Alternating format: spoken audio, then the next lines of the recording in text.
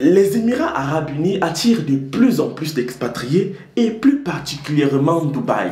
Donc, désolé Vanessa, Dubaï ce n'est pas un pays, mais plutôt la capitale économique des Émirats Arabes Unis. Tu as compris, non? Du coup, selon les statistiques, imaginez-vous que plus de 200 000 personnes viennent s'installer à Dubaï chaque année. Et parmi les nombreuses raisons qui attirent ces derniers, on peut citer les salaires élevés, je veux dire très élevés même, le coût abordable de l'immobilier, les mesures fiscales favorables, ça veut dire presque pas d'impôts, et surtout le plus important dans tout ça, pas besoin de visa. Et si certains vont vous faire croire que Dubaï, ce sont les vacances, les jet skis dans la baie, le ski dans le désert, les sauts en parachute ou alors les chambres d'hôtel super luxueuses, eh ben laissez-moi vous dire que c'est parce qu'ils ne veulent pas que vous sachiez exactement quel est le vrai business là-bas. Parce que oui, c'est sale et c'est dégueulasse.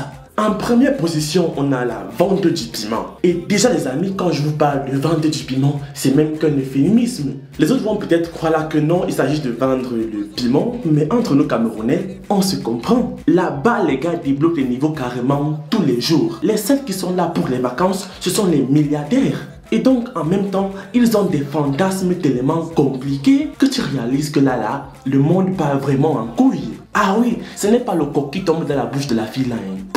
Même pas. Et que ce soit fille comme garçon, à Dubaï, tout piment pique, ne joue jamais. En deuxième position, on a le lavage des caca. Je ne vais pas vous rappeler ici que presque tous les Dubaïotes habitant le Dubaï ont un peu. Ils sont soit pétroliers ou alors princes héritiers. Du coup, tous les petits travaux dégradants de basse classe, ce n'est pas trop leur fort. Ce sont toujours ceux qui veulent la richesse à tout prix, qui se permettent toujours de laver les caca partout et surtout en grosse quantité. En troisième position, on a le ménage classique qui consiste à nettoyer des rues, nettoyer des poubelles et pour les plus chanceux, faire du ménage dans des hôtels ou alors des palaces. Mais là n'est pas le problème. Ce qui est intriguant dans l'histoire, c'est de voir le paradoxe entre le moment où celui-là part au travail et le moment où il est en train de travailler, ne joue jamais. En quatrième position, on a la mendicité. Et oui, il y a beaucoup de personnes et surtout de Camerounais qui arrivent à Dubaï